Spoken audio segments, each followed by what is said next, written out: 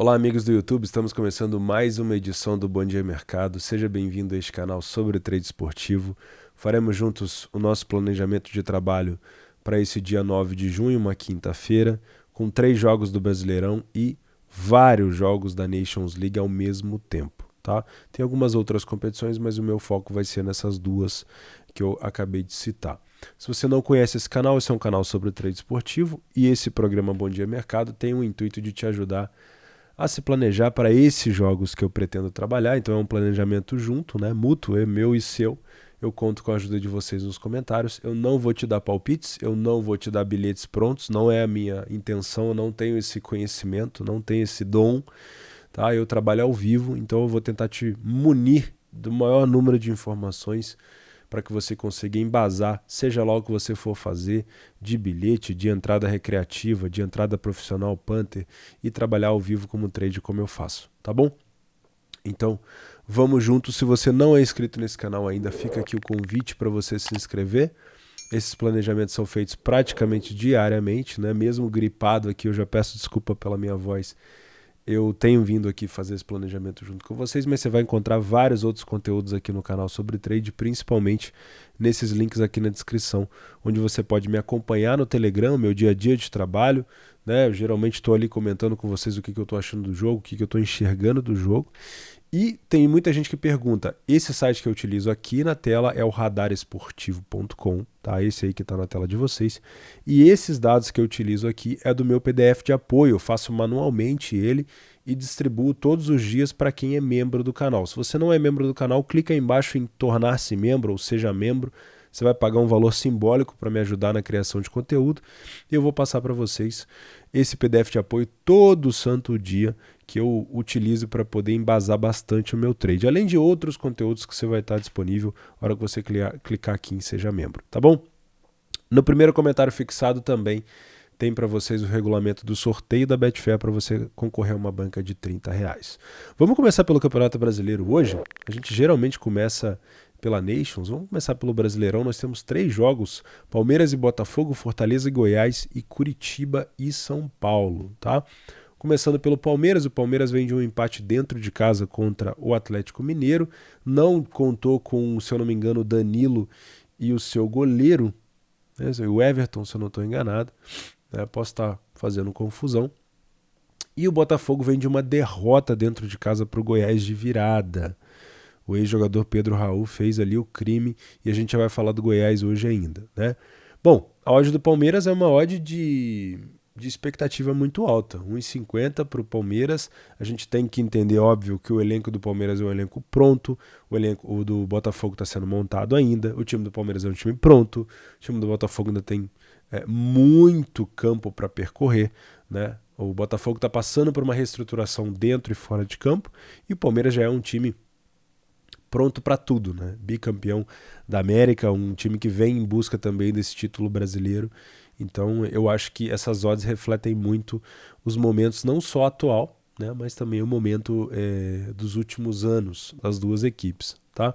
Vamos tentar tirar alguma coisa, algum proveito do que a gente tem de informação. Primeiro, em relação ao Palmeiras dentro de casa. O Palmeiras atualmente é o segundo colocado na competição, o Botafogo é o 10º, e dentro de casa o Palmeiras tem apenas 2 vitórias, né, e uma derrota. Tá? Marcou 8 e tomou 4 gols. O Botafogo fora de casa já foi um dos melhores visitantes, hoje em dia já não é mais. Tem 2 vitórias também e uma derrota, ou seja, bem parecido, né? Se a gente puxar aqui os dados, olha, é bem parecido o número de vitórias, pontos por jogo, igual, né? A diferença aqui é que a gente tem o Palmeiras marcando primeiro em casa em mais vezes do que o Botafogo fora, e a gente tem aqui um ataque do Palmeiras mais efetivo do que o ataque do Botafogo. Mas as duas defesas tomaram apenas 4 gols, Botafogo fora e o Palmeiras em casa. Em relação a bolas aéreas, tá? O gol de cabeça o Palmeiras fez 4, sendo de escanteio, né? Jogadas de escanteio foram 5, mas de cabeça apenas foram 4. O Botafogo marcou 2 gols de escanteio e 4. Perdão. Para uma quantidade de jogos que o Botafogo fez, né? Vamos botar aí 9 jogos para cada um. 4 gols de cabeça do Botafogo e 5 gols de escanteio do Palmeiras é muito, tá? Então, isso para mim causa uma situação, pelo menos de ficar de olho em algumas delas. Tá? No brasileiro é muito mais fácil você comprar bola parada no Match Odds do que no mercado de gols, porque geralmente os contra-ataques dos times não são assim super, hiper perigosos como é na Europa às vezes, né? A gente pode até ver aqui dados sobre contra-ataque, tem muito pouco, né? O Botafogo fez 1 gol de contra, o Palmeiras ainda não fez nenhum. Finalizações de fora da área, os dois times fizeram 2 gols, tá bom? Os últimos jogos do Botafogo, fora de casa, uma derrota para o Curitiba de 1-0. O Botafogo não jogou mal esse jogo, para ser bem sincero, só que o Curitiba enfiou um lançamento, o atacante driblou o goleiro e depois o Botafogo ficou tentando correr atrás do resultado o tempo todo, até ficou um jogo mais aberto.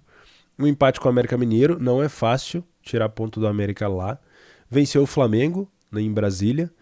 Empatou com o Atlético Goianiense, gols no final também, né? Golzinho lá no final. E tinha vencido aqui o time do Ceará por 3-1. Esse jogo também foi muito importante. O Palmeiras, como eu falei, empatou com o Galo, vem de uma vitória contra o Bragantino 2-0, empatou com o Fluminense e acredito que seja só isso, né? Tem mais jogos aqui embaixo, mas eu acredito que seja só isso.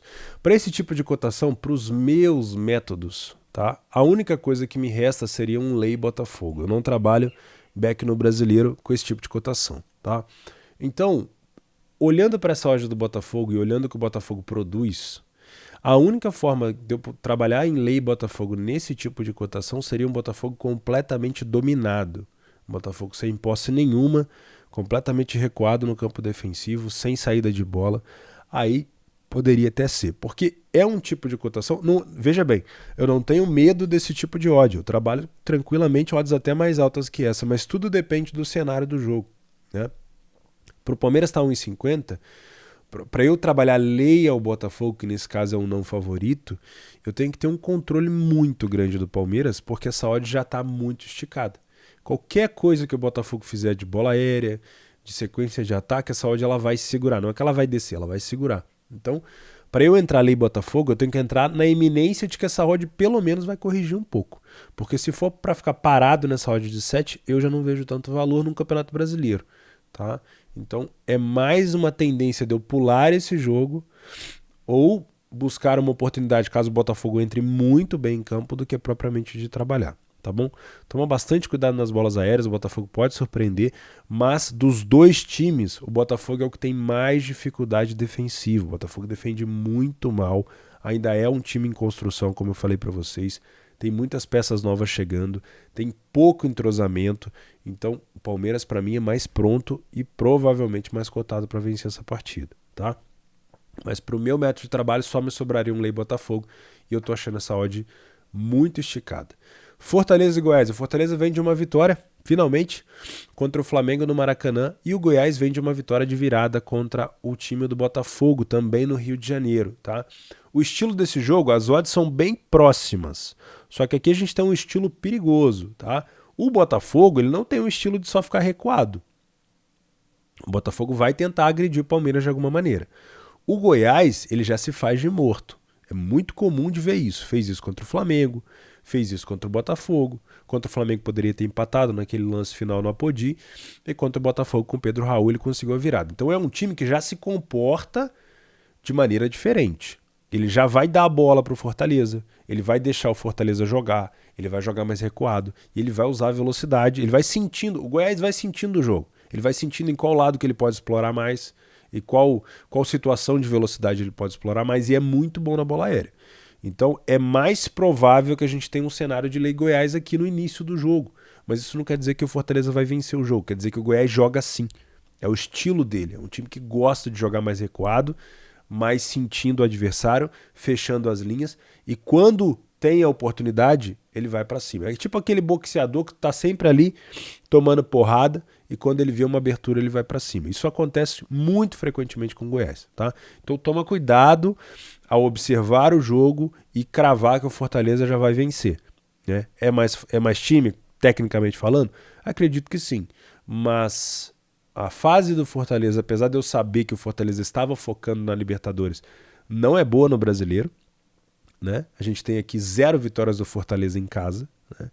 Mas o Goiás ele vai se fazer de morto, entre aspas, e pode sim surpreender você. Não vejo valor nesse back Fortaleza. Talvez tenha algum valor nesse Lei Goiás, depende do quanto ele se fecha lá atrás, porque isso vai fazer o mercado dar uma assustada e fazer com que a saúde do Goiás tenha a tendência de corrigir pelo menos um pouquinho.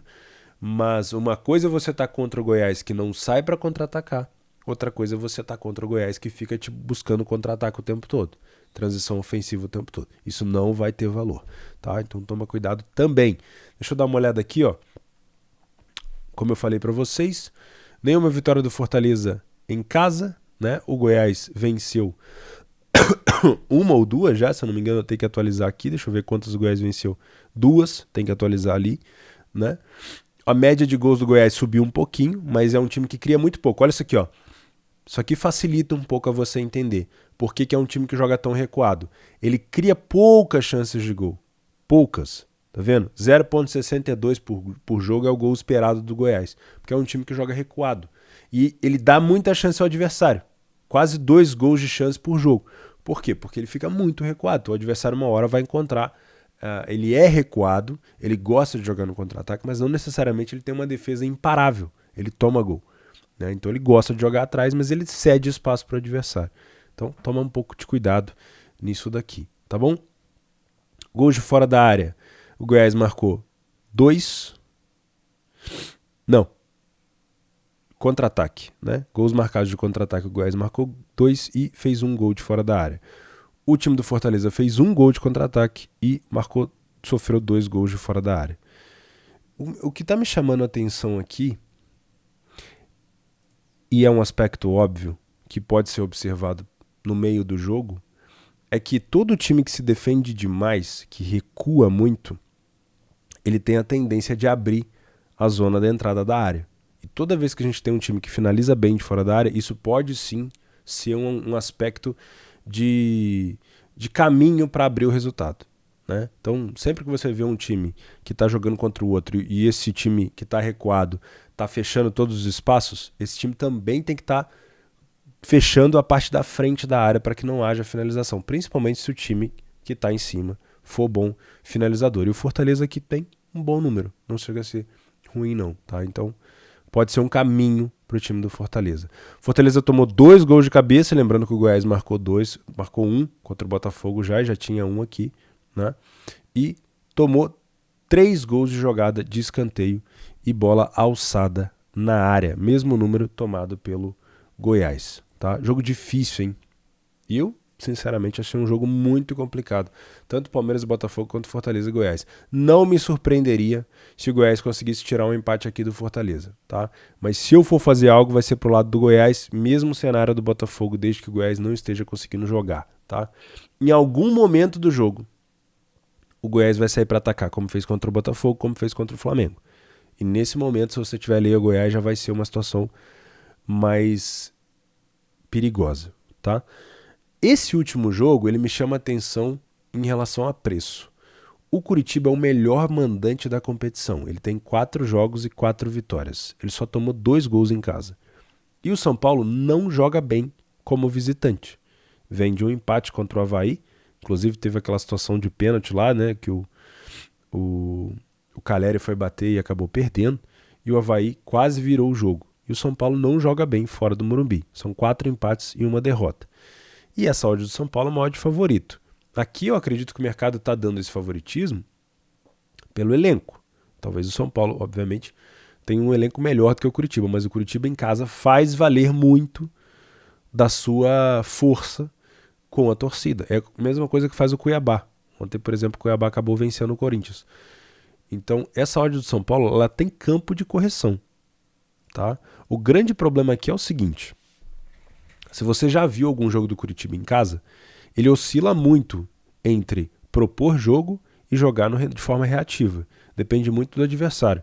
Então vai ter momentos do jogo onde você vai ver o Curitiba em cima, pressionando, fazendo essa hora do São Paulo poder corrigir. Mas vai ter momentos do jogo onde o São Paulo vai ter a bola e vai estar pressionando o Curitiba para trás. E o Curitiba vai jogar em velocidade. Tá? Então toma um pouco de cuidado. O jogo oscila bastante se você trabalha ao vivo, acompanha essa oscilação, vai ter momentos que vai ser bom você estar no mercado, vai ter momentos que não vai ser legal, tá? E não é porque o São Paulo tá enfiando o Curitiba para trás, que é um momento de lei Curitiba.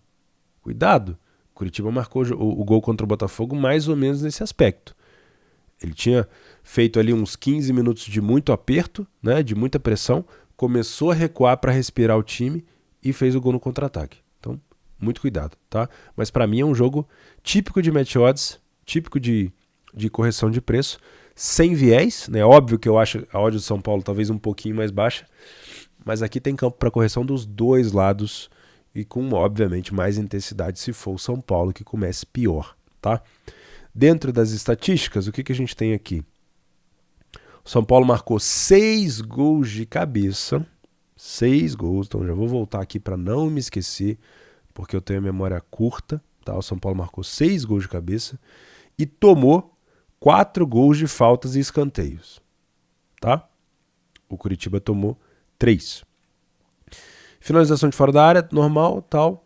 Aqui em cima, como eu falei para vocês, o número de São Paulo fora de casa horroroso, Curitiba em casa. Não pautem o trading, as apostas, o bilhete, a fezinha, o que você for fazer. Não paute por desempenho dentro e fora de casa. Isso pode funcionar no início, em alguns aspectos, mas tente observar o jogo, tá? Tente observar. Eu acho muito mais fácil. Vai ter momentos do jogo que vai ser interessante, vai ter momentos que não, tá? Principalmente no brasileiro, fulano não perde a X jogos. Isso não quer dizer nada. No brasileiro, o líder perde para o último, o segundo perde para o penúltimo, e assim a gente tem direto várias situações. O Flamengo ressuscitou o Fortaleza. O Botafogo deu a vitória para o Goiás, praticamente. O Santos quase virou o jogo, quase ganhou o jogo do Atlético Paranaense. O Corinthians perdeu para o Cuiabá. Então, cuidado com essa situação de só peso da camisa, só dentro e fora de casa. A maioria das vezes no Brasileirão, você vai ganhar dinheiro assistindo a partida e não achando, né? Achando coisa. É mais complicado, tá bom? Dentro de casa, o XG do Curitiba é bem melhor. Marca em média 2 gols por jogo e cede pouco, tá? Mas o São Paulo pode encontrar caminho pela bola parada. Vamos falar de Nations? Não sei, não consigo cravar favoritismo aqui nos jogos do Brasileirão, tá? Óbvio que o Palmeiras, talvez dos 3, seja o mais cotado a vencer. Nations League são todos os jogos às 15h45. Quando é assim, eu vou eliminando o primeiro que eu não vou fazer. Então vamos lá. Primeiro, Malta e Estônia. Não vou acompanhar esse jogo parelho. Se você for fazer, foca no match odds, é a melhor opção, talvez, tá? Mas para as 15h45 eu já vou eliminar esse jogo. Gibraltar e Bulgária. O Gibraltar, ele fez um jogo horroroso, se eu não me engano, contra a Macedônia do Norte. Deixa eu dar uma olhada aqui. Perdeu de 2-0. E a Bulgária tomou um sapeco da Geórgia. A Bulgária não é bom time, tá? Mas como o Gibraltar é muito fraco, mesmo a Nations tentando fazer essa divisão de força, Gibraltar acaba ficando muito abaixo da Bulgária, então a Bulgária deve vencer. Mas com essa odd de 1,20 também é outro jogo que eu elimino.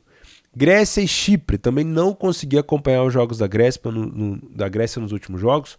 Venceu a Irlanda, se eu não me engano. Teve mais um último jogo agora que ela venceu. Foi contra Kosovo. Uma odd muito baixa para mim também, vou ficar de fora. Outro jogo que eu quero eliminar é Kosovo e Irlanda do Norte. A Irlanda do Norte é um time muito pautado na bola aérea, mas muito fraco fora de casa. Também vou ficar de fora aqui. Acho que é um jogo sem muito conhecimento, que eu tenho pouquíssima vivência dessas duas seleções. Então, para mim, eu vou deixar quieto. O único jogo mais aleatório, mais exótico que eu vou fazer é Macedônia e Geórgia. Por quê? O time da Macedônia já é uma seleção que eu venho acompanhando há mais tempo, né? A Macedônia eliminou a Itália da Copa, para quem não lembra, né? Antes da aposentadoria do Pandev era um time que tinha um maestro ali no meio do campo.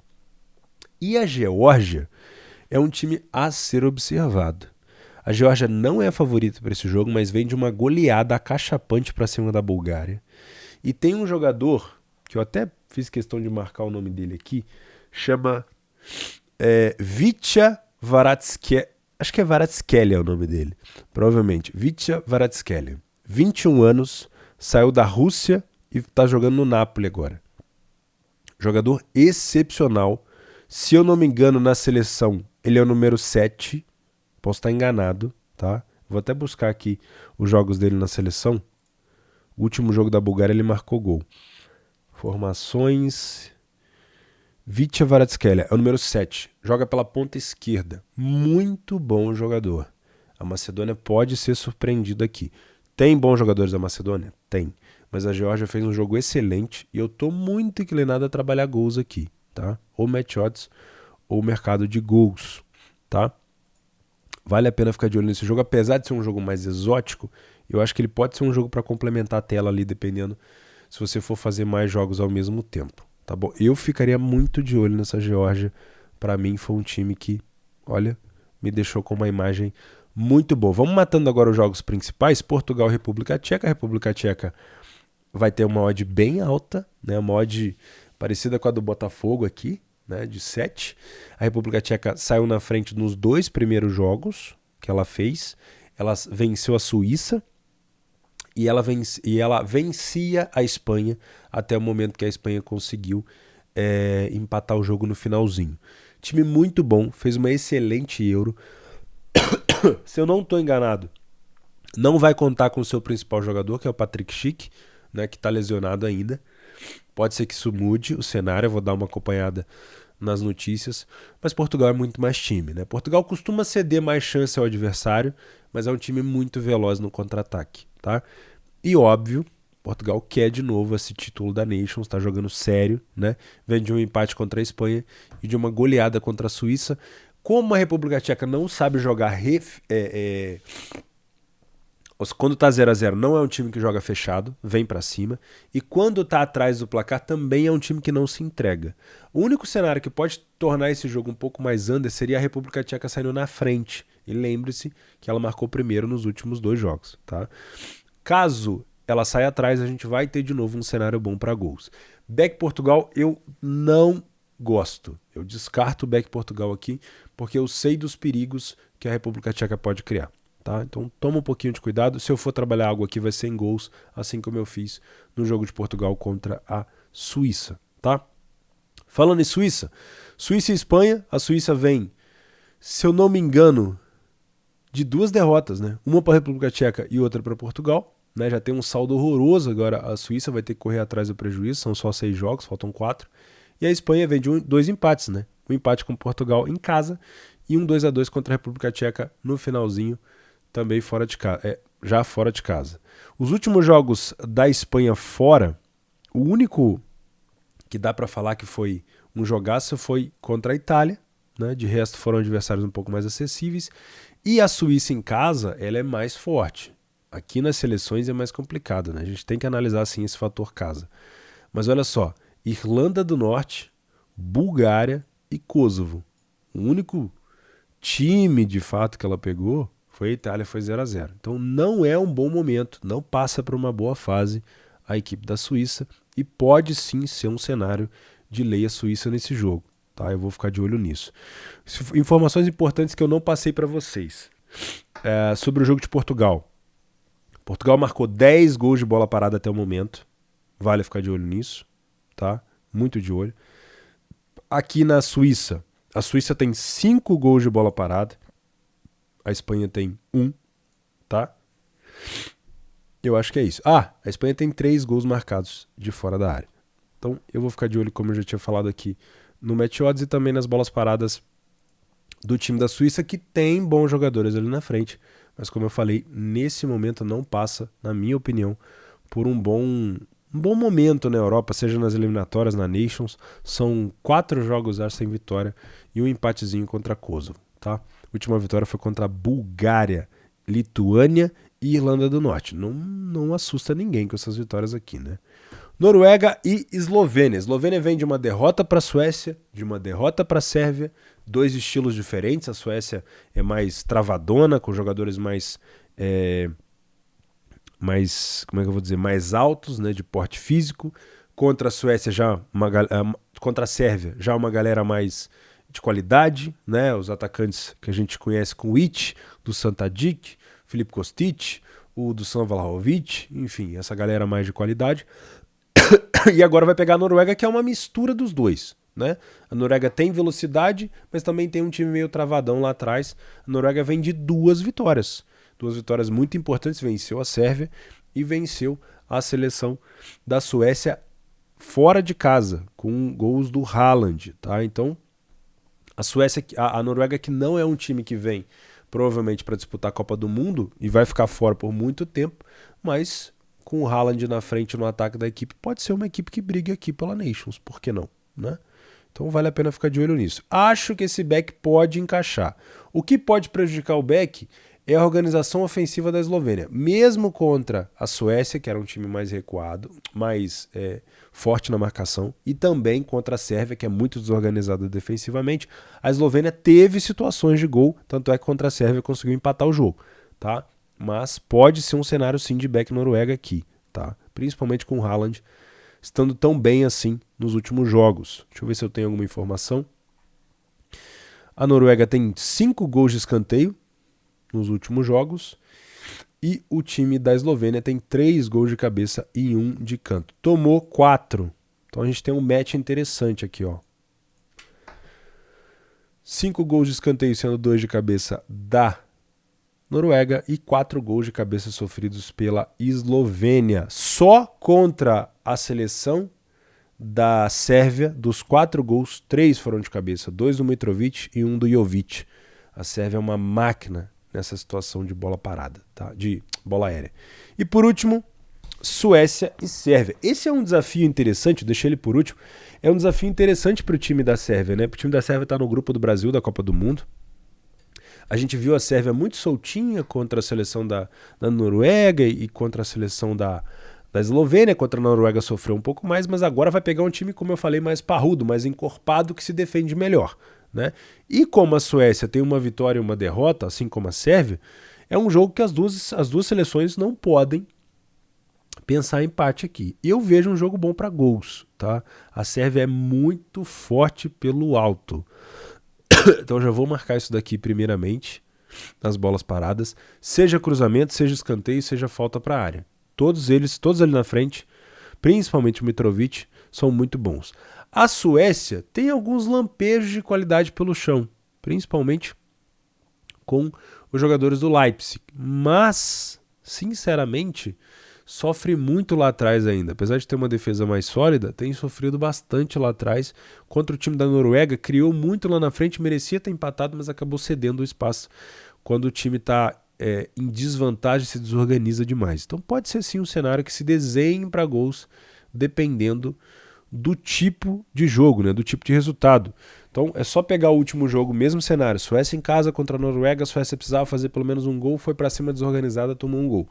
Isso pode acontecer porque a Sérvia é muito boa na criação de jogada, tá? São muito bons jogadores. Dá para dizer que nesse grupo aí a Sérvia se destaca muito com as qualidades de jogadores, tá? Deixa eu ver se eu tenho alguma informação aqui. Como eu falei para vocês, ó, a Sérvia marcou 6 gols de cabeça, tá? E o time da Suécia não tomou nenhum ainda, a Sérvia já tomou 3. E a Sérvia marcou 3 gols de fora da área e o time da Suécia 2. Tá? Me parece um jogo com um cenário bom para gols aqui sim, hein? Eu tenho uma boa expectativa de gols nesse jogo também. Bom, eu vou ficando por aqui. Como eu falei para vocês, eu vou eliminar esses jogos. Não estou eliminando por preconceito, estou eliminando por horário. Não dá para ficar de olho aqui em 3, 6, 9 jogos ao mesmo tempo. Então eu já reduzi aqui para 5, já melhora muito. Desde que Macedônia e Geórgia tenham uma boa leitura, dá para trabalhar também. Cuidado com as odds altas do brasileiro, não se enfia em mercado só pelo peso da camisa, tá bom? Cuidado mesmo. E cuidado com as pegadinhas dos times que gostam de jogar já mais retrancados, para que você não seja pego de calça curta, tá bom? Juízo, gestão de banca, pra gente estar vivo amanhã. Um abraço, a gente se vê.